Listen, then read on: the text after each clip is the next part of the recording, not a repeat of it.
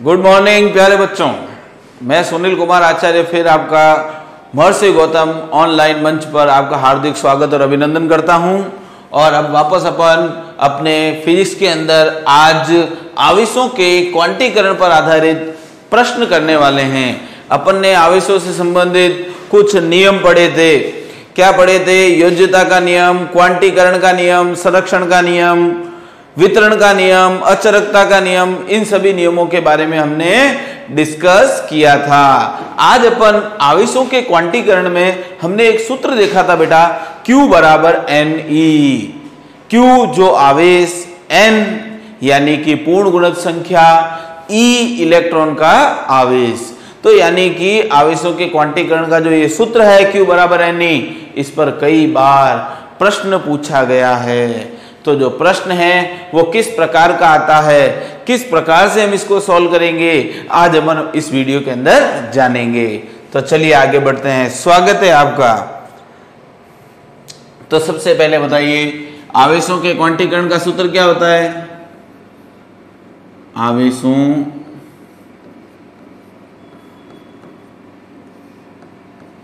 के क्वांटीकरण का सूत्र लिख देते हैं ताकि हमें याद रहे, भूले नहीं, हमारे दिमाग में फिक्स रहे ये कि Q बराबर होता है।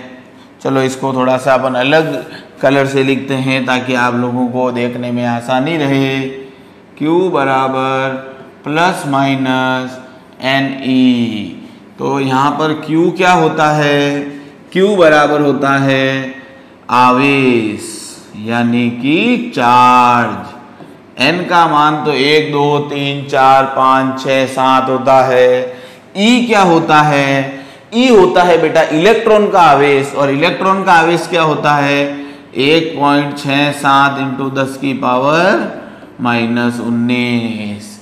अब प्लस माइनस अपन ले लेंगे अपने हिसाब से, अपन देख लेंगे इलेक्ट्रॉन किस पे जा रहे हैं तो वो प्लस, और जिस पे नहीं जा रहे हैं, जिससे जा रहे हैं उस पर प्लस आ जाएगा, और जिस पर आ रहे हैं उस पर माइनस हो जाएगा।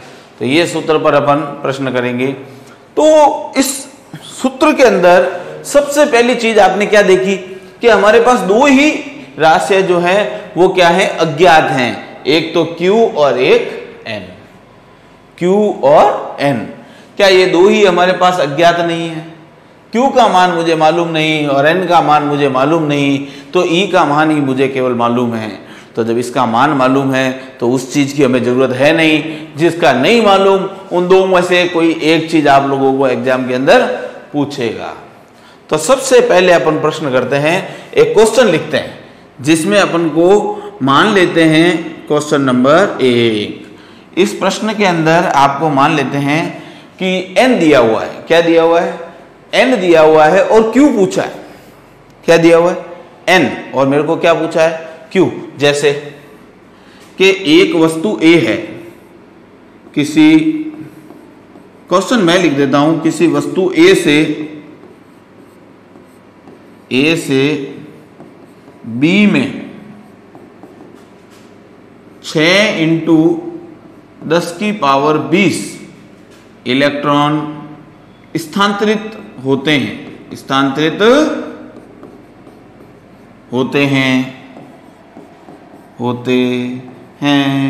तो A व B पर आवेश का मान बताइए। किसका मान बताइए?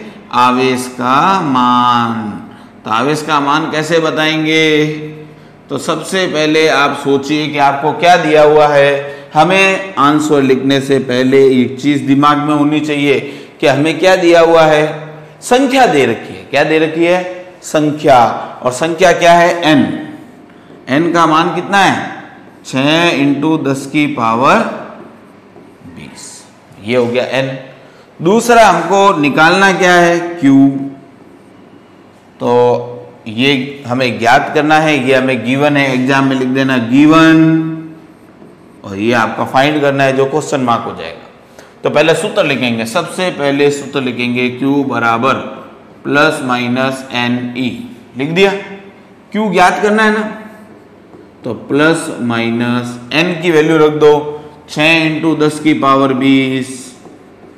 ई की वैल्यू हमें पता है, ये रही। अब इसको कैलकुलेट हम कर सकते हैं। देखो 20 प्लस के ये माइनस के, तो कितने बचे 10, और 6 को इससे गुणा कर लो।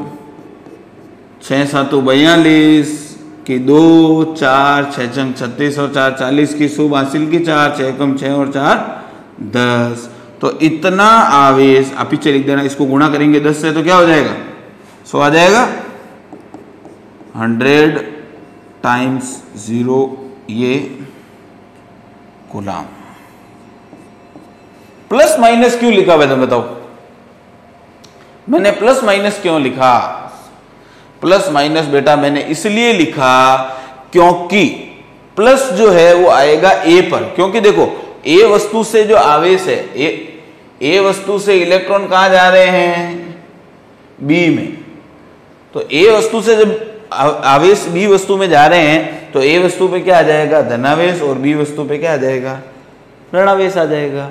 बहुत ही सिंपल। तो प्लस माइनस के कहने का मतलब यही है कि आवेश एक संरक्षित राशि है।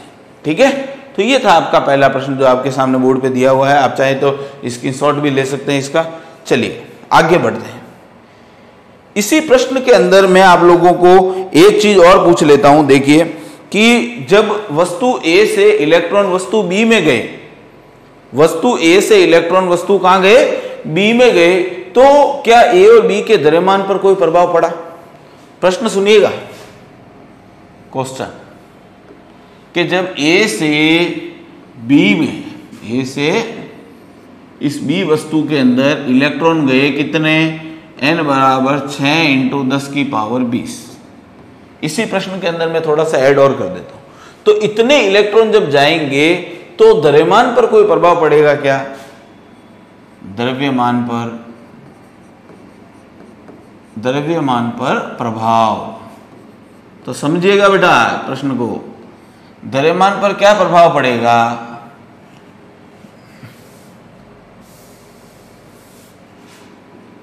प्रभाव, ढंग से लिख देते हैं, थोड़ा आपको आसानी से लिखे। तो देखिए एक इलेक्ट्रॉन जो होता है बेटा, एक इलेक्ट्रॉन का द्रव्यमान कितना होता है पहले तो आप बताइए।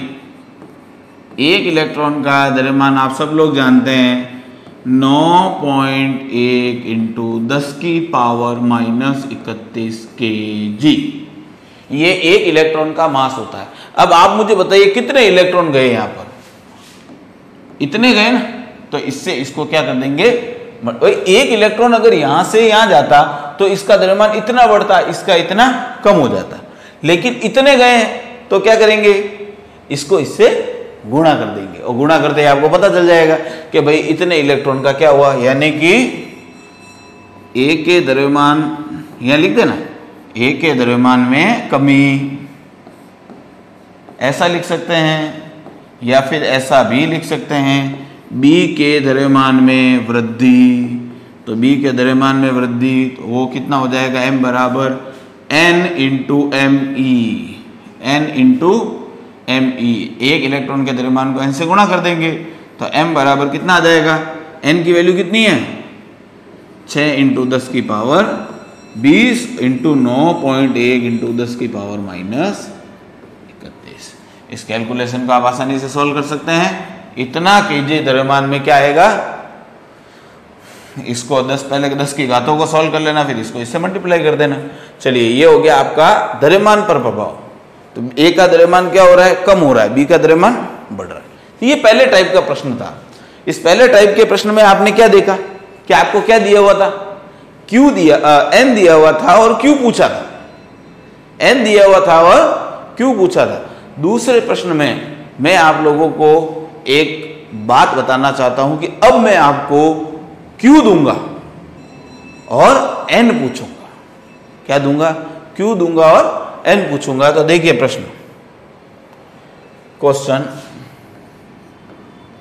मान लीजिए कि मैंने किसी कांच की छड़ को रेशम के कपड़े से रगड़ा। किससे रगड़ा, ये कांच की छड़ थी मेरे पास और मैंने इसको रेशम के कपड़े से रगड़ा। ये रहा मेरा रेशम का कपड़ा। आपको पता है रेशम के कपड़े से रगड़ने पर इलेक्ट्रॉन जो है वो कांच की छड़ से किधर आ जाते हैं, रेशम के कपड़े पर, तो रेशम के कपड़े पर नेगेटिव चार्ज आता है।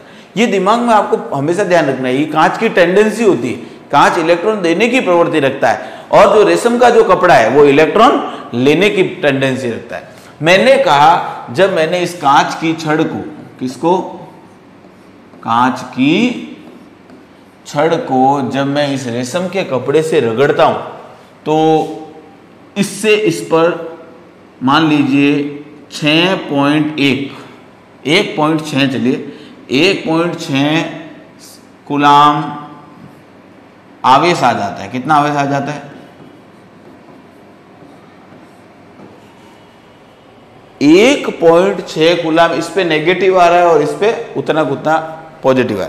क्वेश्चन में ये नहीं कहेगा, क्वेश्चन में ये कहेगा कि यदि किसी कांच की छड़ को रेशम के कपड़े से रगड़ने पर 1.6 कूलाम स्थानांतरित हो जाता है, तो 1.6 कूलाम आवेश अगर स्थानांतरित हो रहा है तो हमारे दिमाग में ये पिक्चर क्लियर होनी चाहिए कि रेशम के कपड़े पर हमेशा नेगेटिव आएगा और कांच की छड़ पर वही आवेश कितना आएगा?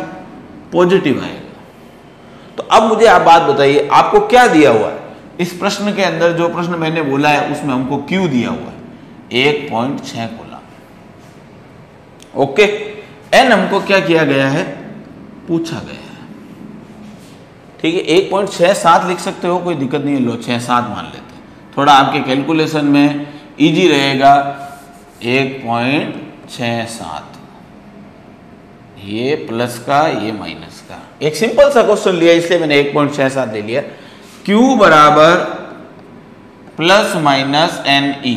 ओके, तो N बराबर क्या हो जाएगा बेटा? Q/E। तो N बराबर Q की वैल्यू कितनी है? 1.67, यही है। और E की वैल्यू कितनी होती है? 1.67 इंटू 10 की पावर माइनस 19। अब आप कहेंगे सर इसीलिए आपने Q की वैल्यू ये ली थी। तो बिल्कुल सिंपल सा क्वेश्चन आपको समझाने के लिए बेटा ये डिजिट ली मैंने, नहीं तो मैं थोड़ी हार्ड डिजिट ले लेता। ये इससे कैंसिल हो जाएगा, 10 की पावर 19 ऊपर चले जाएंगे, तो 10 की पावर 19। तो कितने इलेक्ट्रॉन गए? 10 की पावर 19 इलेक्ट्रॉन। 10 की पावर 19 इलेक्ट्रॉन, लगभग इतने इलेक्ट्रॉन गए, तब कहीं जाकर इस पर इतना आवेश आया। उम्मीद करता हूं सभी बच्चों को ये क्वेश्चन समझ में आया है, जिसमें या तो Q दिया हुआ है या फिर N दिया हुआ है। चलिए आगे बढ़े। ओके, अब देखिए, अब इस प्रश्न में मैं आप लोगों से एक प्रश्न पूछता हूं कि अगर मान लीजिए एक वस्तु से दूसरी वस्तु पर 1 कूलाम का आवेश स्थानांतरित होता है, कितना आवेश जाता है? 1 कूलाम का आवेश। एक वस्तु से, ये मान लीजिए A वस्तु है और ये B वस्तु है, और इसने इसको कितना आवेश दे दिया? 1 कूलाम आवेश दे दिया। Q बराबर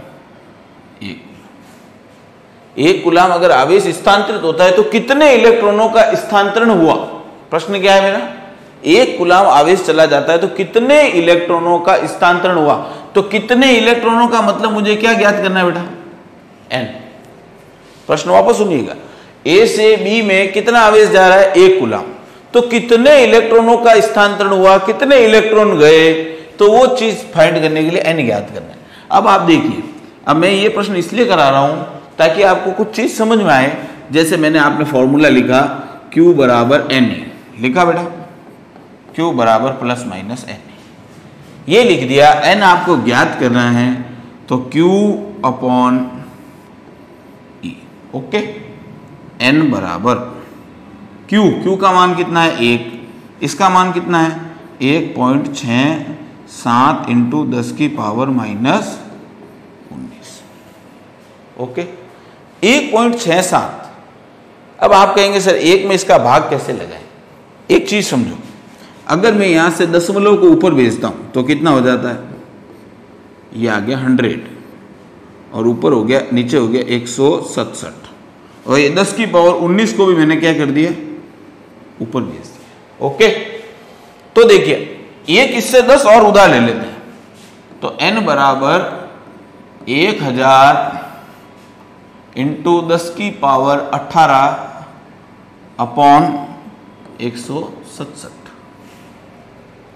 अब इसमें इसका आप भाग दीजिएगा, अब इसमें जब आप भाग दोगे तो लमसम ये भाग जाएगा आपका 6 के आसपास जाएगा। कितनी बार जाएगा? तो अब 6 पॉइंट समथिंग कुछ भी है, मान लीजिए 6 पॉइंट समथिंग ये, तो आपको वो समथिंग वाली डिजिट नहीं लिखनी है, आपको लिखना है 6 इंटू 10 की पावर 18 सीधा।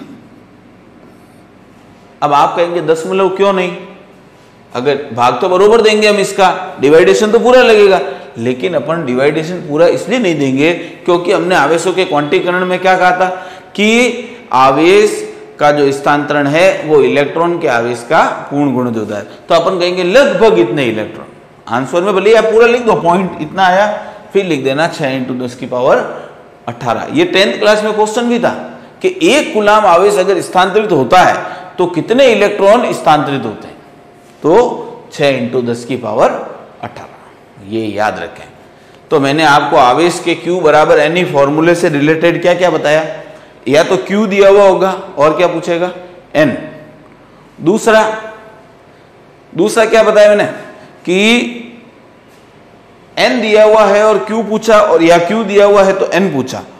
E की वैल्यू नॉन है। और तीसरे टाइप का मैंने बताया कि द्रव्यमान पर प्रभाव, जो द्रव्यमान पर है वो क्या प्रभाव पड़ता है। बिल्कुल सिंपल सा एक क्वेश्चन आता है एग्जाम के अंदर, इसका 1 आध नंबर का आएगा, आसानी से आप इसको 100% सॉल्व कर लेंगे। चलिए आगे बढ़े। ये थी बात। अब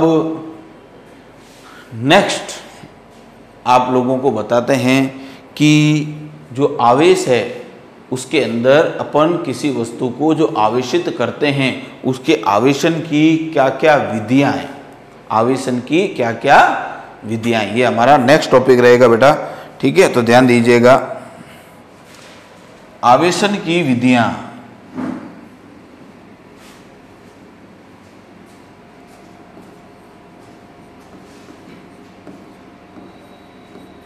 आवेशन की विधियां बहुत ही इंटरेस्टिंग, बहुत ही अद्भुत नज़ारा है ये, इसी मौसम का आनंद उठाया जाए। तो सबसे पहला दिमाग में आता है ऐसी कौन सी पहली विधि है जो हमारे आवेशन के अंदर आती है? तो सबसे पहली है घर्षण। कौन सी है बेटा? घर्षण। सर ये तो हमें आती है, ये तो आपने पहले ही बता रखी है। तो बता रखी है तो भी बता देता हूं। घर्षण विधि में क्या होता है कि अगर मेरे पास 2 वस्तुएं हैं, एक वस्तु ये रही और एक दूसरी वस्तु ये रही, इनको एक दूसरे से मैंने रगड़ा, जब एक वस्तु को दूसरी वस्तु से रगड़ूंगा तो क्या होगा? घसने से एक वस्तु से इलेक्ट्रॉन दूसरी वस्तु में चले जाएंगे। जैसे दोनों में प्रोटॉन और इलेक्ट्रॉन बराबर हैं, अभी मैंने दोनों को रब नहीं किया है, अब मैं दोनों को बेटा रब करता हूँ, घसता हूँ। घसने से इलेक्ट्रॉन अगर इधर आ जाते हैं, एक इलेक्ट्रॉन अगर इधर आ गया तो प्रोटॉन की संख्या इसमें ज़्यादा हो गई, इसमें इलेक्ट्रॉन की संख्या ज़्यादा हो गई, इसके ये वस्तु पॉजिटिव चार्ज हो गई और ये वस्तु नेगेटिव चार्ज हो गई। तो वस्तु को पॉजिटिव और नेगेटिव करने का कार्य किसने किया बच्चों? इलेक्ट्रॉन ने किया। बहुत ही बढ़िया, ये थी आपकी घर्षण विधि। घर्षण विधि समझ में आई? इलेक्ट्रॉन के स्थानांतरण से 2 वस्तुओं को जब परस्पर एक दूसरे से रगड़ा जाता है, घसा जाता है, रब किया जाता है, तो इलेक्ट्रॉनों के स्थानांतरण के फलस्वरूप एक वस्तु ऋणावेशित और दूसरी वस्तु धनावेशित हो जाती है। ये थी घर्षण की विधि। नेक्स्ट जो बिल्कुल सिंपल विधि, इसमें कुछ नहीं, इसका प्रश्न वो सूखे बालों में वो घुमाने वाला वही, बस घर्षण के कारण। एक है आपका विद्युतीकरण, दूसरा क्या है आपका? विद्युतीकरण। विद्युतीकरण क्या होता है बेटा? विद्युतीकरण, विद्युतीकरण का सिंपल सा अर्थ है बेटा कि अगर इलेक्ट्रिसिटी मेथड बोलते हैं इसको, विद्युतीकरण मेथड ये कहता है कि अगर कोई चार्ज बॉडी को अगर कोई डिस्चार्ज बॉडी से स्पर्श कराया जाए तो आवेश जो हैं वो चार्ज बॉडी से डिस्चार्ज बॉडी की तरफ जाने लगते हैं और तब तक जाने लगते हैं जब तक कि दोनों का जो विभव है, पोटेंशियल है, वो सेम नहीं हो जाता। आज मैं किसी प्लग के अंदर अगर गलती से अंगुली लगा दूं तो डर मेरे में करंट आएगा, तो डर करंट मेरे में आया, यानी कि वहां का पोटेंशियल मेरे अंदर आ गया और मुझे मजा आया, मुझे मजा आएगा। ऐसा नहीं होगा बेटा, मेरी हालत खराब हो जाएगी। तो जब किसी आवेश, बहुत बढ़िया, सब समझदार बच्चे हो, गुड। चलिए ये देखिए, ये चार्ज बॉडी थी, इसको मैंने डिस्चार्ज बॉडी, ये कैसी बॉडी है? आवेशित। कैसी है? आवेशित वस्तु। और ये है अनावेशित।